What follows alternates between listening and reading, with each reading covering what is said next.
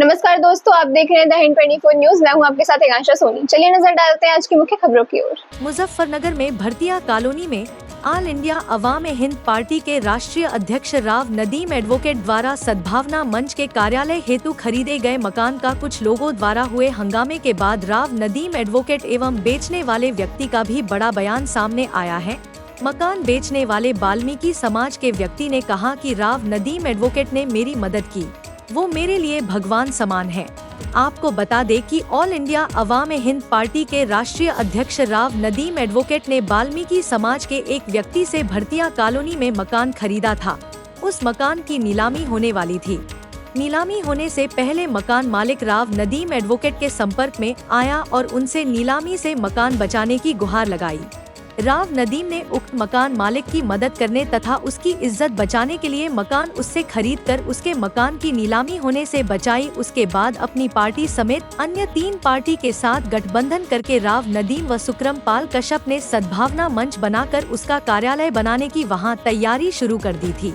इसके बाद कुछ हिंदू संगठन के लोगों को ये बात रास न आई और 2 दिन पहले देर रात्रि हंगामा कर दिया।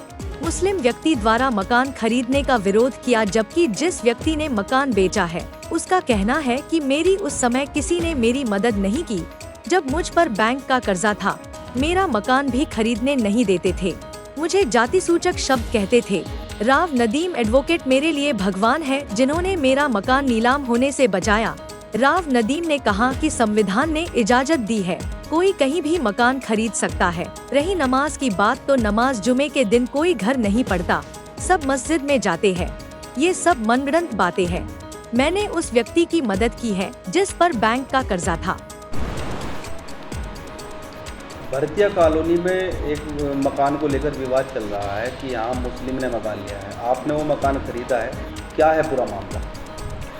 देखिए, मैं मकान के लिए बेच करता हूँ, पुराने मकान खरीदता हूँ और उन्हें रिपेयरिंग करा के उन्हें थोड़े उच्च रेट पर बेच देता हूँ। सेल परचेज का काम है मेरा। तो ये नमाज का और इस तरीके से कि भाई यहाँ पर कार्यालय बनाया जा रहा था, तो इसको लेकर क्यों विवाद हुआ, क्या वजह? देखिए, जो कुछ शरारती तत्व हैं, केवल ये उनकी मनगढ़ंत बातें हैं कि वहाँ पे नमाज़ पढ़ाई जा रही है और वहाँ पे मुस्लिम लोग रह रहे हैं, 30 आदमी रह रहे हैं, 35 आदमी रह रहे हैं, 70 आदमियों ने नमाज़ पढ़ी है। ये सर बिल्कुल सरासर झूठ है, ऐसा कुछ भी नहीं हुआ। जिस दिन की ये घटना बता रहे हैं उस दिन जुमे का दिन था, फ्राइडे था, और जुमे की जो नमाज है मुस्लिम रीति रिवाज के अनुसार उसे घर पे कोई भी नहीं पढ़ सकता, वो केवल मस्जिद में ही होती है। तो ये तो सवाल ही नहीं उठता कि वहाँ पे 70 आदमियों ने नमाज पढ़ी है। तो जिस व्यक्ति से आपने मकान खरीदा है वो किस समाज से? देखिए, जिस आदमी से मैंने मकान ख़रीदा है वो ये मकान बैंक में रखा हुआ था, बंधक था, और उस आदमी की आर्थिक स्थिति बहुत ज़्यादा ख़राब थी। वो व्यक्ति वाल्मीकि समाज से है और उस व्यक्ति ने मुझे बैंक के द्वारा दिलाया है, ये मकान दिलाया है। अच्छा, जो मकान का मालिक था उन्हें कोई एतराज़ नहीं है, तो मोहल्ले वालों को एतराज़ कैसे होगा? देखिए, मोहल्ले वालों को ऐतराज़ नहीं है। जैसे कि हर समाज में होते हैं, कुछ वैसे ही लोग होते हैं जो हर वक्त ये रहते हैं कि कहीं से हमारे 2 पैसे हमारे हाथ लग जाएं। केवल वही लोग इस चीज़ के खिलाफ धरना प्रदर्शन कर रहे हैं, सही व्यक्ति एक भी नहीं है उसमें। सद्भावना जो आपका गठबंधन का नाम दिया है आपने, सद्भावना 4 पार्टियों का गठबंधन है, तो उसका कार्यालय वहाँ पर बनाया जा रहा था, तो सद्भावना का मिशन क्या है, क्या उद्देश्य? देखिए, मेरी पार्टी अवाम हिंद पार्टी है जिसका मैं राष्ट्रीय अध्यक्ष हूँ, और इससे अलग 3 पार्टियाँ और हैं। ये 4 पार्टियों का गठबंधन है और उसका नाम सद्भावना मंच दिया गया है। इस सद्भावना मंच का जो काम है हिंदू मुस्लिम एकता है, पिछड़े अति पिछड़े और शोषित वर्गों को न्याय दिलाने का काम इसका है, और इसी पर यह काम करता है सद्भावना मंच। सद्भावना मंच में 2 राष्ट्रीय अध्यक्ष मुस्लिम हैं और 2 हिंदू हैं। तो जिस तरीके से ये विवाद बढ़ा कि मुस्लिम हिंदू कॉलोनी में मुस्लिम व्यक्ति ने मकान खरीदा, तो क्या ऐसा संविधान में प्रावधान नहीं है कि कोई हिंदू की बस्ती में या कोई हिंदू मुसलमान की बस्ती में मकान नहीं खरीद सकता? देखिए, देश आज़ाद है और ये मौलिक अधिकार है। देश का कोई भी नागरिक कहीं भी भारत में मकान ले सकता है, किसी भी जाति में ले सकता है, किसी भी धर्म में ले सकता है। ये उसका अपना निजी प्रश्न है, निजी सवाल है, निजी क्वेश्चन है। ऐसा कुछ भी नहीं है। हमारा बाबा राम भीम अम्बेडकर द्वारा दिया गया संविधान इसकी इजाज़त देता है, आपका खाना क्या है, आपका पहनना क्या है, आप कहाँ रहना चाहते हो, ये आपका अपना निजी है। तो मकान में कुछ महिलाएं भी रह रही थी, बताया गया कि मुस्लिम महिलाएं और कुछ लोग वहाँ पे रह रहे थे। देखिए वहाँ पे 3 मजदूर रह रहे थे, जो कि उनमें से एक देवबंद का है, 2 मुजफ्फरनगर के। जो देवबंद वाला है उसे डेली अप डाउन करना पड़ रहा था, और वो उसकी आर्थिक स्थिति और बहुत गरीब घर से है, वो होटल का खाना अफोर्ड नहीं कर पा रहा था। उसने इसलिए अपनी जो वाइफ है उनकी, जिसकी एज लगभग 40 साल की है, वो वहाँ पे बुला रखी थी खाना बनाने के लिए, और वो बहुत ही गरीब लोग हैं। वहाँ पे वो रिपेयरिंग का काम कर रहे थे। क्या आपको पहले से नहीं पता था कि ये विरोध भी हो सकता है? आपने हिंदू बहुल इलाके में जो है मकान खरीदा है। नहीं, इसमें विरोध जैसा कुछ है भी तो नहीं। विरोध किस चीज़ का होगा? कोई वहाँ पे रह तो नहीं रहते हमने कोई रहने के लिए तो मकान नहीं बनाया था जो वहाँ पे विरोध होगा। इसमें क्या उसकी बात है? विरोध का तो कोई मतलब ही नहीं बनता। आपने कोई शिकायत उन लोगों के खिलाफ दर्ज कराई? नहीं, अभी हमने किसी प्रकार की कोई शिकायत नहीं की है, क्योंकि पुलिस प्रशासन हमें हर तरह सपोर्ट कर रहा है और उनकी तरफ से बिल्कुल सपोर्ट है। कानून के अनुसार हमने मकान लिया है, वो इससे संतुष्ट है। जी, आपका नाम? अशोक भारती, कहाँ रहते हैं? नई मंडी, पटेल नगर। अच्छा, एक मकान का विवाद चल रहा है कई दिन से भरतिया कॉलोनी में। आपने किसी को मकान बेचा है? नदीम भाई हैं, नदीम भाई हैं जी, उन्हें बेचा। मेरे पे बैंक का लोन था, मैं लोन चुकाने के काबिल नहीं रहा।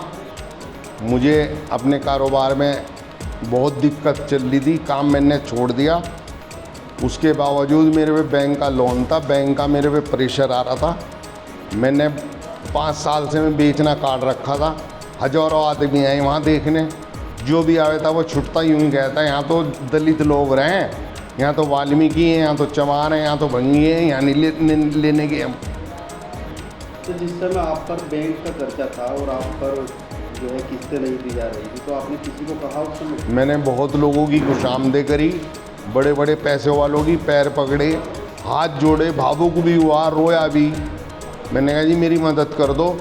मैंने जिससे भी कहा उन्होंने यही जवाब दिया, कहने लगे भाई वहाँ वाल्मीकियों में कोई नहीं लेने का। जो लोग मोहम्मद नदीम जो ऑल इंडिया अवामी पार्टी के राष्ट्रीय अध्यक्ष हैं, हाँ जी, उनके दोबारा मकान खरीदने पर विरोध कर रहे हैं, हाँ जी, क्या उनसे भी आपने जिक्र किया था इस बारे में कि भाई मुझ पर लोन है? उन्होंने ही मेरा लोन तारा जी बेचारों ने। किन्होंने? नदीम भाई नहीं, तो जो लोग विरोध कर रहे हैं उनसे भी आपने? उन्हें सबको पता था जी। वे तो ऐसा था जी, कोठी की चाबी हमारे पे थी, जब भी किसी का फ़ोन आवे था हम पहुंच जाते, चाबी ले गए। और बहुत से आदमी बगैर फ़ोन करे हमें वहाँ पहुंच जाते, तो उन्हें ये लोग नू कहे थे कि उसका मकान न लियो। नुको जी क्यों? नुको तो विवादित है। क्या वजह थी इसके पीछे? पता नहीं जी क्या कारण था, क्यों लोग मेरे से एलर्जी रखे। नदीम भाई ने किस तरीके से मकान लिया? नदीम भाई ने बैंक के जरिए मकान लिया जी। तो जोर जबरदस्ती? अजी नहीं, ये तो बेचारे बहुत भले हैं, मेरे लिए तो भगवान का रूप है ये। इन्होंने मेरी हेल्प करी, जो भी मुझे कुछ पैसा बचा है वो नदीम भाई के और बैंक मैनेजर के कारण ही बचा, नहीं तो ये फ्री में ही जा रहा था। इसमें एसपी को पैसे जमा हो गए थे, डीएम को पैसे जमा हो गए थे, लोग अदालत में चलाए हो केस। ये तो 6 जगह जाके फिर नदीम भाई को किसी ने, मेरे मित्र ने, किसी ने मुझे नदीम भाई से मिलाया। उन्होंने मेरी बात सुनी, मैं रोने लगा। उन्होंने कहा चिंता न करो, हमें आपको परेशान नहीं होने देंगे। उन्होंने बेचारों ने 8 दिन में ही ये मकान बैंक से छुड़ाया और हम मुझे मुफ्ती दिलाई।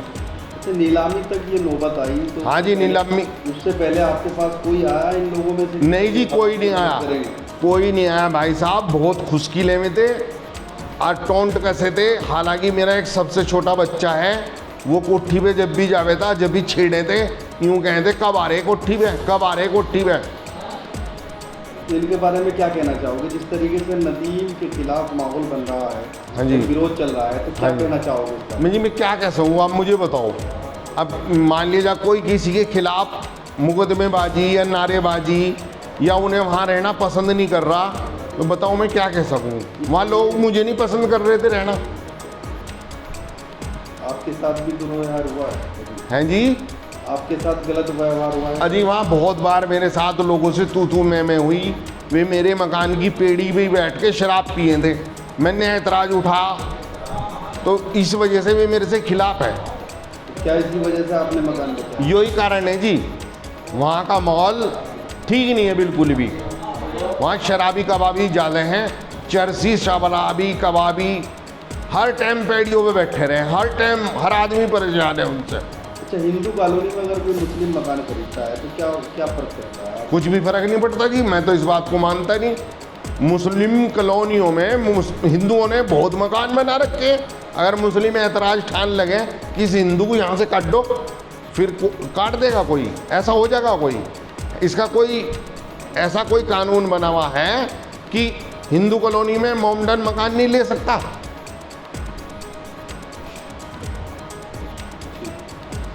ऐसे ही तमाम खबरों के लिए जुड़े रहिए द हिंद 24 न्यूज के साथ।